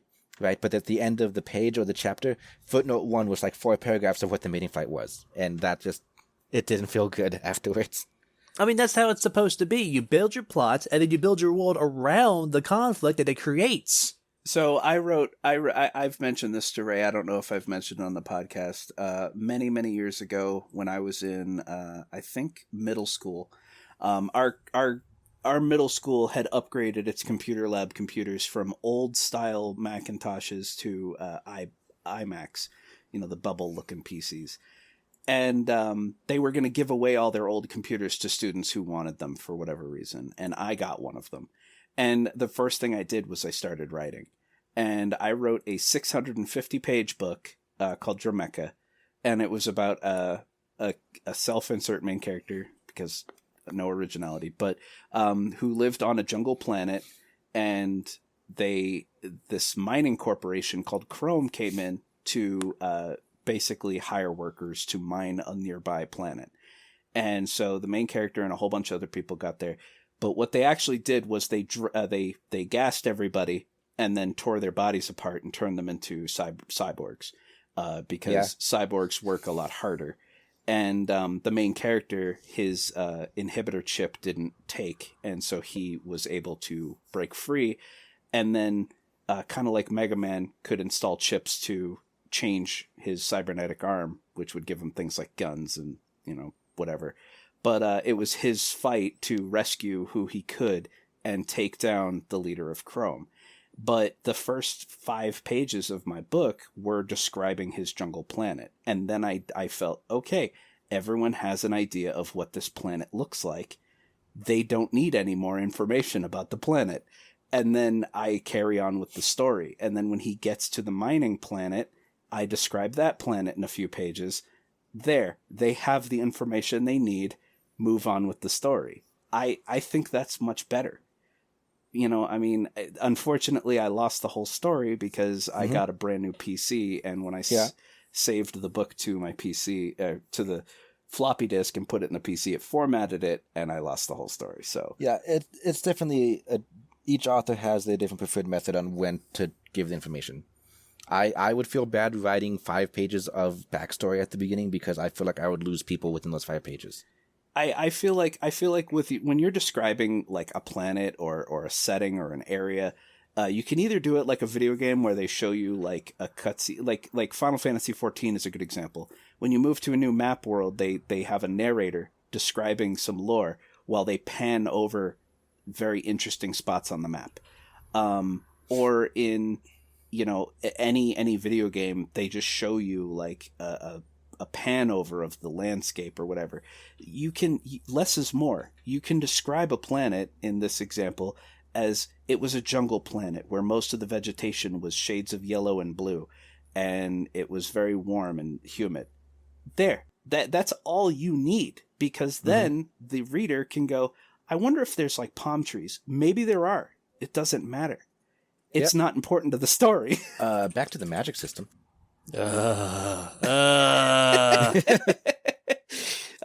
Way off topic. Yeah. I do like the magic system. If I recall correctly, their most basic protection spell during combat was called Hoplon. Which... No. Small wall was smaller. Oh, okay. Well, so Hoplon was one of the most common ones that I saw pop up a lot. But the Hoplon was powerful, but very all-purpose. And Hoplon is a type of shield, right? Like in real life, like it's a gladiator shield. Maybe something like that, yeah. Yeah. But to me, knowing what a Hoplon is, in real life, it's a type of shield the gladiators used in gladiatory combat. I understood. Another defensive spell they have is the Orthana's Targe, and I know a Targe is a shield. Yeah. And it's like, that's fine. The creator of the magic spell's name mixed with a type of shield, like Great Shield, or Tower Shield or something. That'd be fine. But, and Bantam's Tower of Impenetrability. Yes. It's just Cloak of Steel. But there was one magic spell that I remember that I got a huge kick out of, and it was their interplanetary travel one. Oh, the triangular cyclonet? Yeah, the triangular cyclonet. And the first few times it showed up, I went, that's fucking dumb. What the hell is that? But then when I actually realized what it was, because and again, the way they described it at first, I was like, what the fuck is it? But then later, when they described it in more detail, I was like, oh, it's a means to travel to other planets / realities, whatever. I get it now. Mm-hmm. But it's like, why didn't you say that in the first place? Why did you say the name of the spell and not talk about what it does? And that's also my biggest gripe. I mean, you can usually understand what it's used for through contexts. Well, no, they didn't give context for the first time it showed up. Well, I think the first time it probably wasn't important. the very first time it showed up, she was talking about how this one person's affinity for creating one made her kind of like him more. And it's like, what the fuck is it? It doesn't matter. It does At that point, it doesn't matter. Okay. All that matters is he's good at this spell. That's obviously a complicated spell if that makes her impressed. If the cyclonet is literally a bunch of sparks that fly out of your hands and go pa-pa, then that's not impressive. But Then why would she say she was impressed by it? well, then what is it? I want to know what it is. I want to know if I need to be impressed as the reader. Mm-hmm. You should be impressed because she's impressed. But mean, why is she's- she impressed? That's the key. I mean, Ray, she's impressed by stuffing onions and garlic into different animals, all right? So, Okay, I'll give you that one. I'll put a tally mark on the chalkboard. You have one victory. when the fact that it was later described as a great gate of fire and magic and water and air and stuff, and in my mind I was just picturing when you see in super fantasy or high fantasy where there's like a planet buster and it creates like this crazy effect as it penetrates the atmosphere. Like that's what I pictured in my head, and it was like, okay, yeah, that's fucking cool. They were basically ripping a wormhole in the sky. Yeah. And I'm like, that's fucking cool. And in my head, I was picturing all these colors and shapes and, like a circle with a triangle rotating around it. And, that's fucking sick. And it's like, okay, well, tell me that in the first place so that I can be impressed. Again, this is not an infallible narrator. Yeah. I hate that you have that little rug to pull out every time. Every single time. It's valid. It's valid. Yeah. It's just like, God damn it. How many times can I use this defense? But no, I will admit, when I first read it, the first couple of times they threw spell names out and they were underlined in the book, and I was like, wait, what's this do? And it took me a bit, and I was like, oh, I started to piece it together. I'm like, okay, all right, I get it. It's okay. I accept this now. But it took me a bit to get into it. I will admit that. So attached to the magic system is the concept of the Great Separation. I want to go over that real fast because I actually had to ask somebody who read the book what it was, because I felt like maybe I should have read another book before this, because I don't think they go into the very much detail at all. They mention it kind of offhandedly. So here's going to be my test to see how good the book explains it. Diletan, yes. what is the Great Separation? Apparently you're bound in the egg when you come out, so these weird magic people come and split you off from your egg mate, and it creates weird. Okay, so the book doesn't really explain that well. So I'll dragons have the are- test. That was my test. You didn't read very far, so let's see if you knew what it was. I wasn't testing you; I was testing the book. So dragons are just dragons. They are born as dragons. They do dragon things. The dragons have no magic. The dragons are big and fearsome and scary and raw. Right? You, Diletan, you are a dragon. I am, yes. You are described this way. You are this type of dragon, which is why it's hilarious when you wrote that you didn't like the magic or whatever.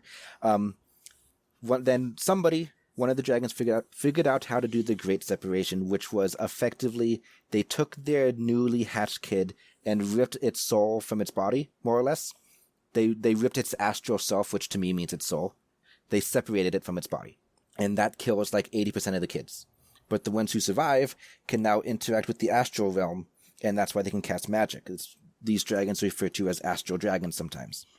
Doing this stunts their growth, so they end up being much smaller, but it gives them the ability to cast these powerful spells.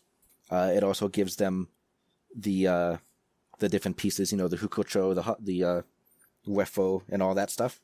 And so when you wrote that you were complaining about the food portions, how it sounds like a chicken or a rabbit or whatever was it. It's that's like a single nugget to me. How many do they need to eat? Because you imagined yourself much bigger than these dragons, right? Yeah. I thought that was hilarious because you, being magicless, would be bigger than these separated dragons. Yeah, the fact that they described that the magic stunts your growth, and that the more. So what is a nugget to you is probably like a whole rotisserie chicken to them. Just pop whole rotisseries as popcorn chicken. Yeah. Which is why I will now accept the fact that I'm smaller than you, but I have magic and you don't. So deal with it. There you go, Diletan. That is the greatest gift you're going to get. I win. I don't know. This book has made you bigger than Ray. Yeah, but now I can pull any bullshit spell he wants. No. Never. I can also have 3 breath weapons. Which Diletan, is how many breath weapons do you have? only the weak use breath weapons. I think according to, as far as the book cares, normal unseparated dragons don't have any breath weapons. Because I understand it's magical, because in the in the second book, she learns a 4th breath weapon, so you can just kind of pick them up as magical tricks. Which is also why when you use a breath weapon, it pulls from your wefo, and if your wefo is empty, you can't breathe the breath weapon anymore. I only have one breath weapon, and it's called I Just Woke Up. Morning breath. Pure poison damage. Gross. Help. Time for audience questions. Well, you think we're done? First, I want to bring up. We're at an hour and a half. I kind of want to bring up a couple of my notes here. Yeah, I'm speed reading through my notes too. It's like I wrote down all the fiancés because like we're gonna talk about the fiancés, and which one would you pick? Osoth, definitely. Like there was one part in this book that. So at first, I actually wrote in my notes that Grestanu was best boy so far, but it very quickly became Osoth. Bantam. I'm gonna talk in code. Did you get to the point where 3 of the fiancés were no longer eligible? Yes. Okay. So Osoth, there was one part in the book where Osoth and what was the other one? Was it Grestanu? Can you tell me what they're doing? The little necromancy fight. Oh, I'm pretty sure that was Grestanu. Yeah. So Grestanu, basically in my mind, the way it was described was Grestanu was kind of sitting on one side of a large area, and Osoth was sitting on the other side. And because Osoth's breath weapon is graveyard dust, basically he's a necromancer. He can raise the dead. And so he's raising skeletons and sending them after Grestanu as like a joke, and Grestanu's crushing them. And the joke is like Osoth and Grestanu were competing as to if he could raise enough skeletons to where Grestanu couldn't destroy them fast enough. And then it was described that Osoth was building an army of undead birds hidden behind his wings. And so when the contest was decided, he then released all the skeletal birds to chase Grestanu away. And that was fucking hilarious and adorable to me. And also the way Osoth's voice in my head sounded, very regal and very proper, because like there was one part in the book where he revived like the soul of some guy and put it into a little sapphire jar. And the guy was like, please just leave me alone. Let me rest in peace. And Osoth's response is, not likely. That was like, that's the funniest. It's someone begging for you to please stop torturing them. And then this dragon goes, not likely. What about when he's like, I am beautiful and elegant? Oh, yeah. I actually screenshotted that. My phone has like 400 screenshots from the book. But the problem is I didn't I should have used my finger. Categorize them somehow? Well, no, because I when I take a screenshot, I can then open it and then draw on it with like my finger or whatever. And I didn't do that. And I'm regretting it because now I'm like, why did I save this one? Whatever. So the point is you pick Osoth. Yeah, I pick Osoth. Diletan, which one would you pick? The magical. They're all magical. The one with the lightning braided in his mane, Mayor. Yeah, Nararan. Yes. That name, though. I did really like the lightning braided in his mane. I thought that was really cool. My favorite one, when I first read the book, before events transpired. Hold on. I found it. So basically they have their slave and they're like, oh, we got to find something for you to do. Go polish Osoth. And so Osoth says, I am beautiful and elegant, said Osoth, rearing up and spreading his intricately patterned gray wings. And dusty and bloody, I said. Sorry, that's it. Go ahead. No, the audience will never know who my favorite was now. No. Say it. My favorite kind of jumped around a bit while I was figuring out who was who, because like I said, I had trouble keeping names straight. At one point it was Jyothky, because, childhood friend, there's always bonus points there. Another pointer was Nararan, because the way they described him was kind of like adorable. Like, a lot of his mannerisms got really adorable at one point or another. Like, he just seemed the most, like, normal. Like, everybody had one aspect of personality, like, turned up to 11 to try to make them stand out, but he was the most, like, just generally normal. But my actual favorite, the one I would have picked at the end, was Leled. Leloid. Okay, so I by the very end of the book, I hated his guts.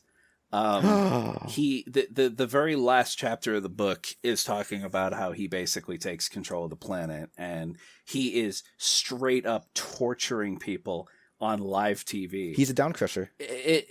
It was excessive, and it also, because my imagination runs wild at certain things, they described that he picks someone up by stabbing through their rib cage and grabbing them by the ribs and just lifting them up as they scream in pain and horror. And I'm like, and then pulls him off of his claw and then heals him. Yeah, it just like, yeah. So he keeps healing him so he can keep torturing him more. Yeah, yeah, that's horrible. Like they like I've played evil, turncoat characters in D&D, and I would never think to injure then heal, then injure then heal someone over and over. Like that's above and beyond. Well, okay, so he was trying to get he was gifting a kingdom to his boyfriend. What do you expect? Also, that's like the best way you can get people to surrender is by just torturing their leader. Turns out Jyothky is gay, and he ends up falling in love with Leled.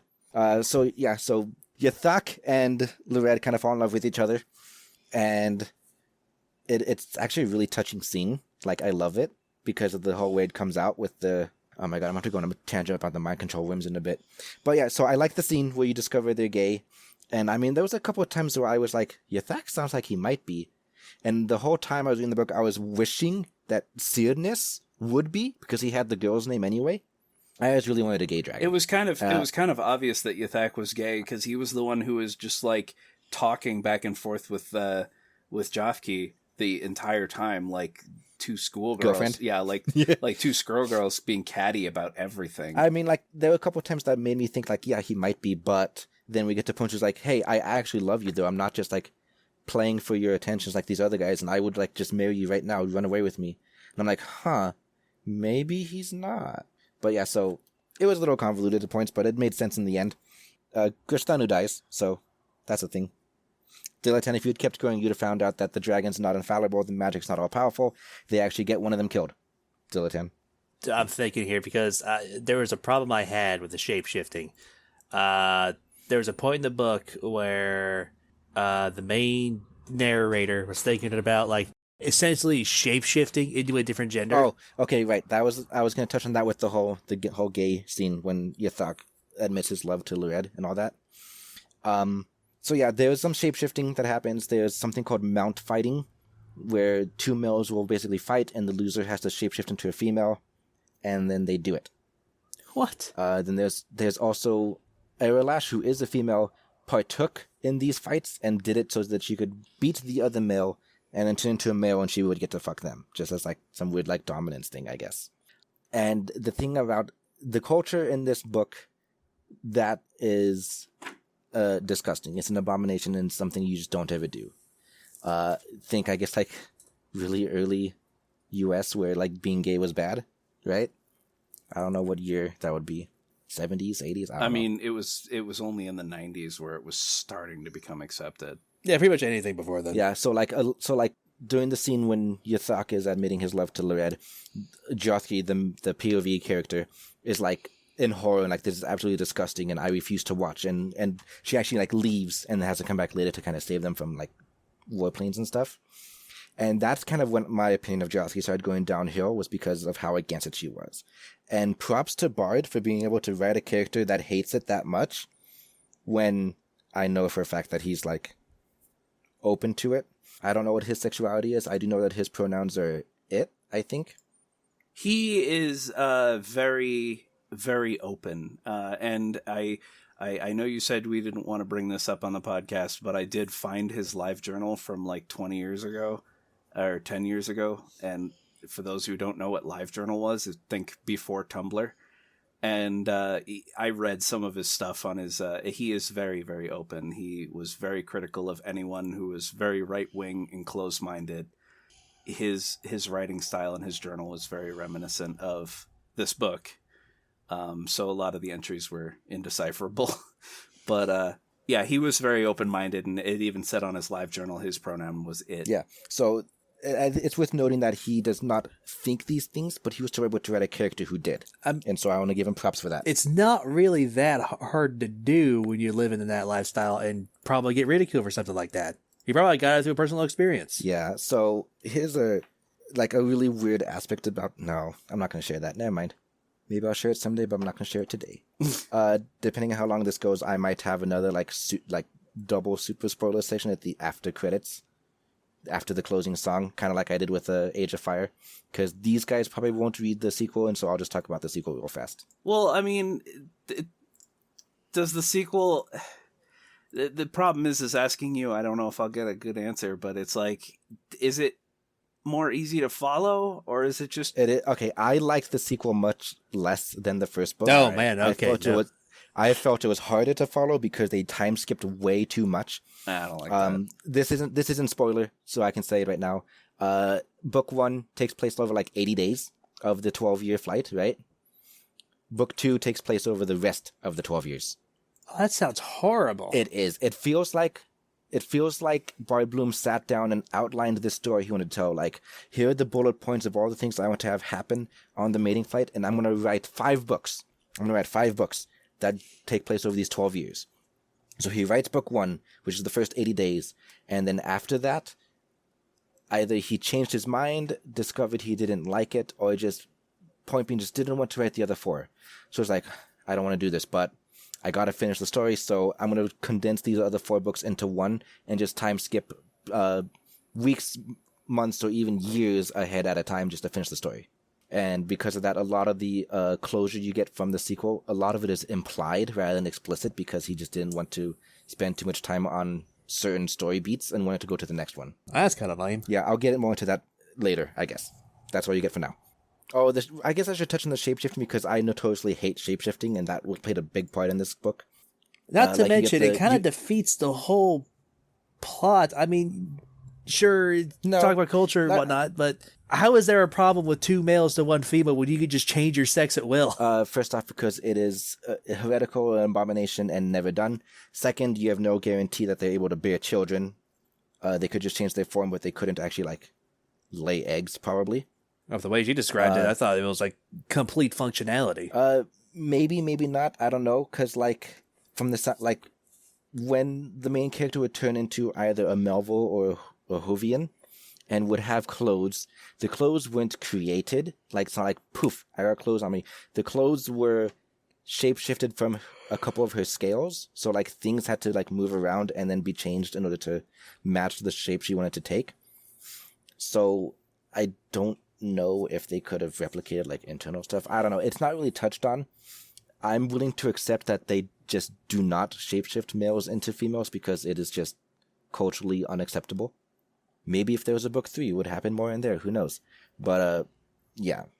But then there's also periods of massive swath of this book where the main character dragon, Jyothky, is basically a minotaur because she's going on vacation, right? And with how notoriously I hate shapeshifting, I think I should just comment that this wasn't that bad because it served a purpose for the story. And it gave a unique insight. She experienced that city differently as a Hovian than she would have as a dragon who just had to show up. And so it was actually necessary to get the point of view that we ended up getting. It wasn't tacked on. It wasn't an excuse to just hide the dragon. And it made sense, so I was able to accept it. Yeah, but I'm reading a book about dragons to see the point of view from a dragon, not from a minotaur. Well, the thing is, the amazing part is, though she changed her shape, her mind was still dragon. A lot of times when she would, be doing stuff, she still, was confused, she still had her dragon. It was still a dragon point of view, even if the body wasn't. Still, I will not accept shapeshifting in any way, shape, or form. I think the most of the times when I hate the shapeshifting is when the main character point of view is not the dragon, but they have a dragon partner, and then the dragon shapeshifts because that feels like you're just hiding the dragon at that point. Yeah. But I guess we'll close out with the talk about uplifters and downcrushers, and I'll find out which one you two are, especially because that's our only end of episode question from our audience this time. So to give a brief explanation, uplifters... I'm going to start with downcrushers. All right, downcrushers believe that the small people are all tools to be used. They are objects. They are servants and slaves. And the individual down crushers may vary, but in general, you take care of your tools. Like, if you kill off all your tools, you don't have any tools left. So they're not going to just, like, burn everything down for the fun of it, but they still view them as objects and not very much more than that.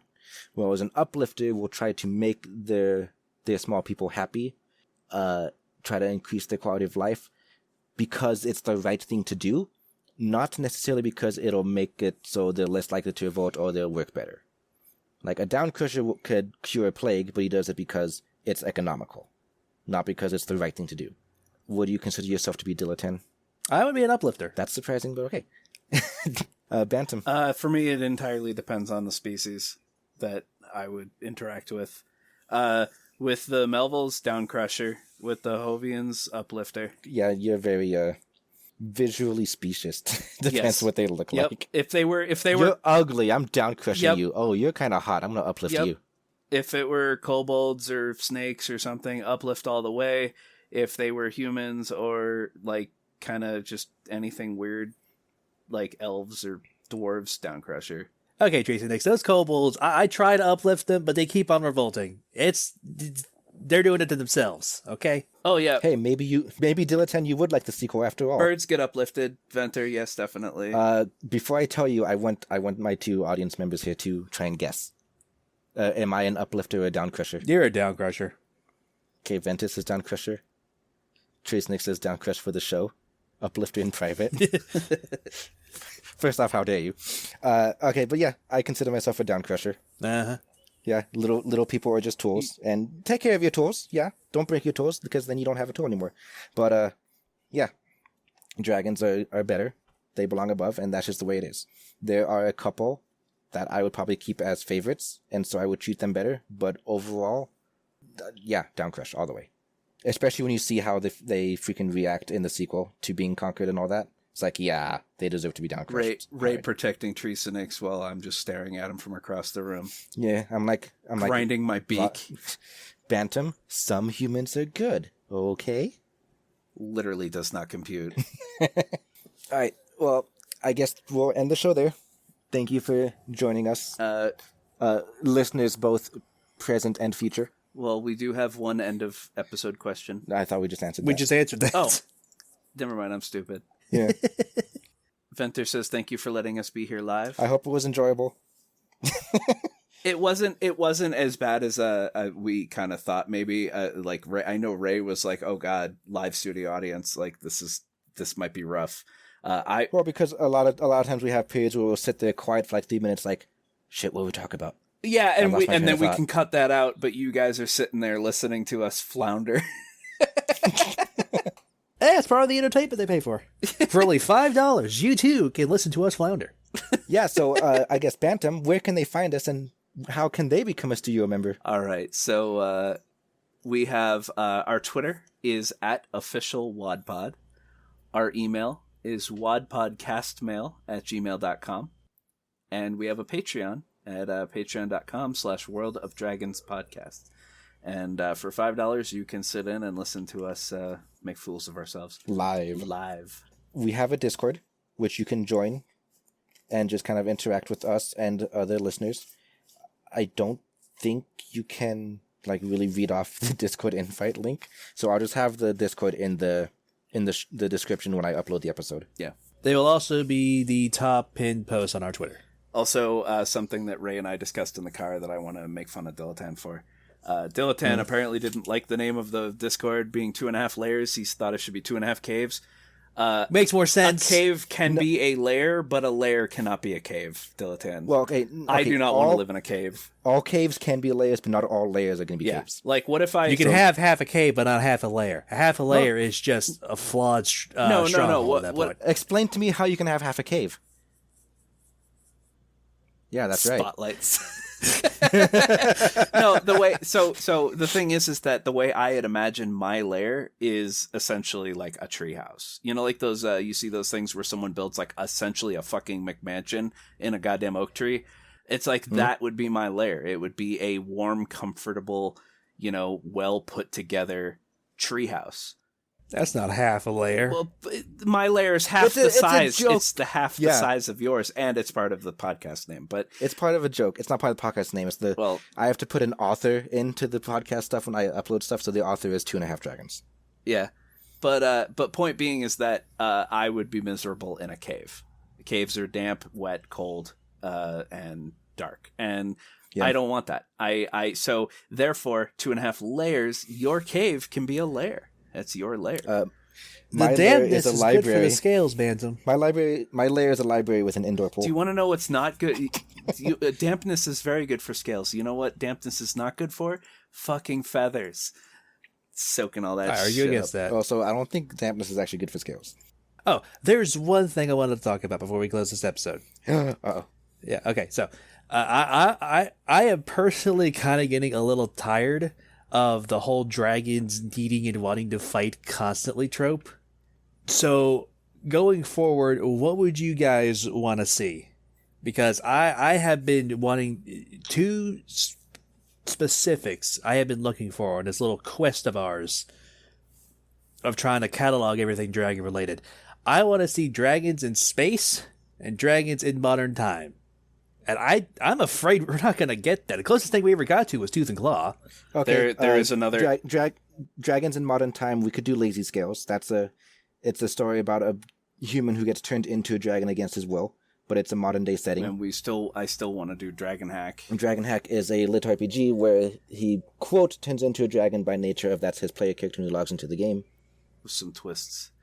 The Dragon Hack is so far the only book where when the half the book is human and half the book is dragon, because obviously he logs out of the game. But I did not hate. I actually was excited to what's happening in the real world. You know, like this is what's happening in game. What's happening in the real world? I was actually excited to read the real life human parts.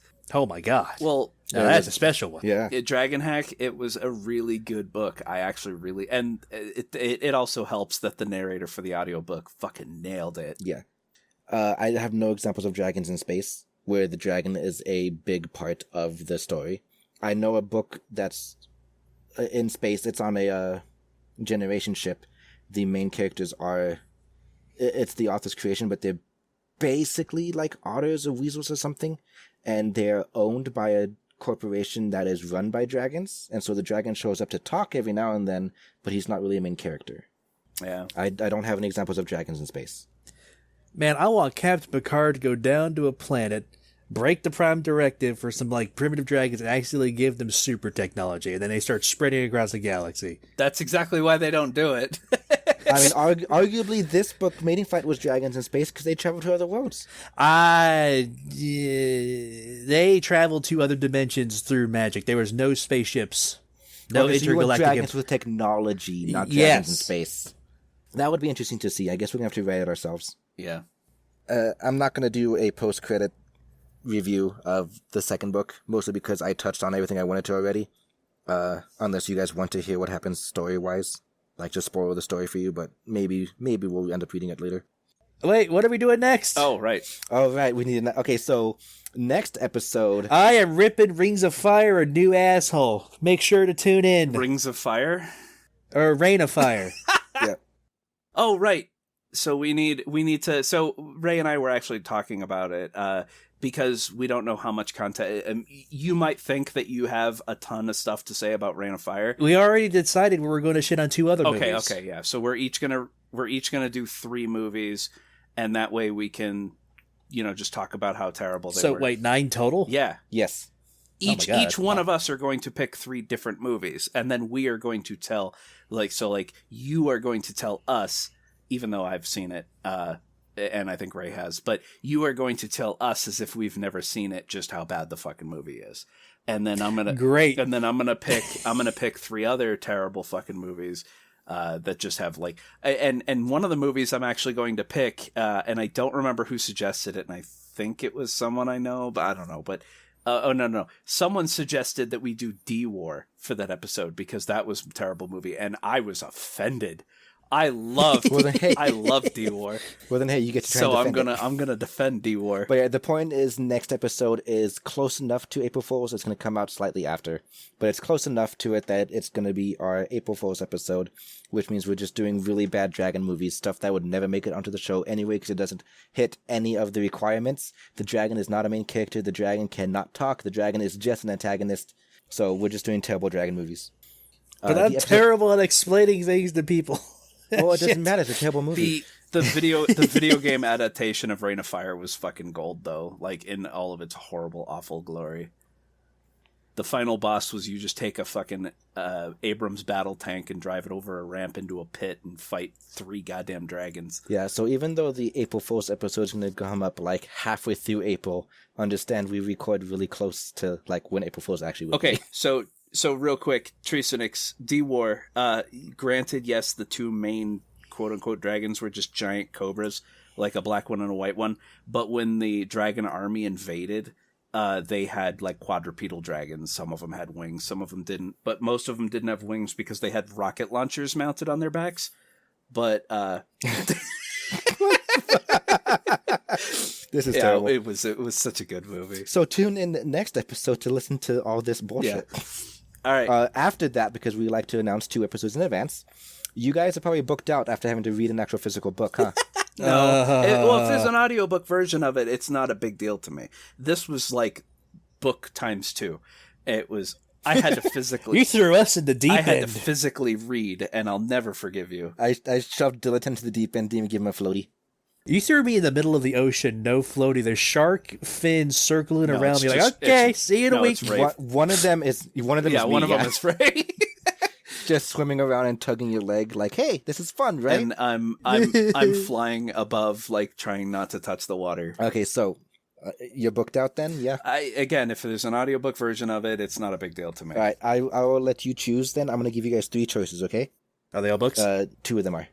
What's the third option? Okay, so choice 1 is the book Scale Shifter. It is another story about, I'm going to give you 4 choices, all right? Book 1 is Scale Shifter. It's a story about a human who gets turned into a dragon against his will, but it's kind of a medieval fantasy setting. But there are a lot of dragon interactions. Like he finds other dragons, starts interacting with them. Book 2 is Lazy Scales, another story of a human getting turned into a dragon. This is a modern day setting, and there are no other dragons. He's the only one. He does have a ghost dragon that he can talk to, but he is the only dragon. So it's a lot more dragons interacting with humans. Option 3 will be, I think it's called Burn. Let me look up real fast. Okay, yeah. The third option is Burn by Patrick Ness. It is a book from the point of view of a human, but there is a dragon character who plays kind of important roles. I will admit, like 75% of the point of view is different human point of views, though. It is a like 1920, 1930 setting. Whenever the first satellite went up, whenever Sputnik went up, I can't remember. Sputnik was the 50s. I think that was the 50s. Well, it might be the. Okay, then it's in the 50s. That's the setting. It is a girl who lives on a farm. They hire a dragon to clear some land.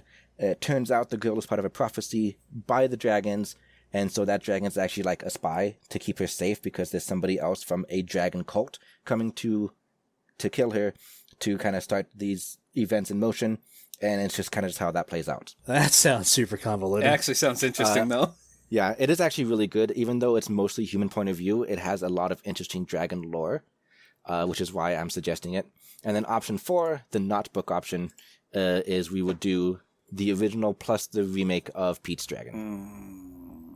I was like, you know what? For me, it's a toss up between Pete's Dragon and Lazy Scales. You know, since you're giving me my opportunity to shit on Reign of Fire, we will do Lazy Scales. We'll do another book. Okay, Lazy Scales has an audiobook. Oh, thank God. I was throwing my hat in the wind there. Lazy Scales is 6 books long. Only the first 2 have audiobooks. What have I done? No, What have I we'll done? do the first one. We will do the first one and then go from there.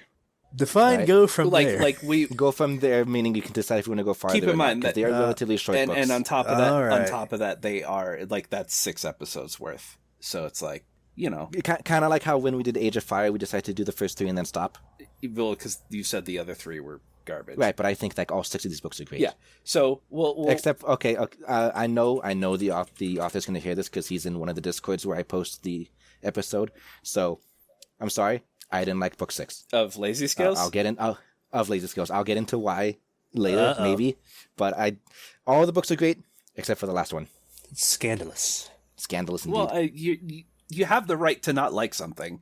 It's like it is an it is an unfortunate thing, like obviously if we did nothing but so when we did the interview with Ludwig, he had listened to our episode before the interview, and obviously if we did nothing but shit on his game, he wouldn't have done the interview. But at the same time, it's like, having 6 books and 5 of them be great and one of them a person just didn't enjoy, I as the author would want to know why, and I'd be okay with that. Like if you were like all 6 of these books are garbage, then that's something else. But yeah, so we'll do Lazy Scales, and then maybe we can do Pete's Dragon after, or because there's 6 books, maybe we do the first 2 and then do Pete's Dragon, and then do the next 2, and then we do something else, and then I don't know, break it into chunks of 3 or something. I don't know. Yeah, when it comes to book series, I'm really like scared. Here's the thing. Most books on Audible are like 10, 11, 12 hours, right? Yeah. Lazy Scales is only 6. Do you just want to do the first 2 and have that be one episode, 2 and 1? Sure. Since they're audiobooks, it should be easy. It's only 6. Okay, if it's only 6 hours, I can like knock that out in a day apiece. We can do it. I can do it. All right, so we'll do the first 2 books of Lazy Scales. Okay. All right, cool. Jesus Christ, 2 hours, 15 minutes. That's a lot of editing. Goodbye. Goodbye. Thank you for coming. We'll see you guys next time.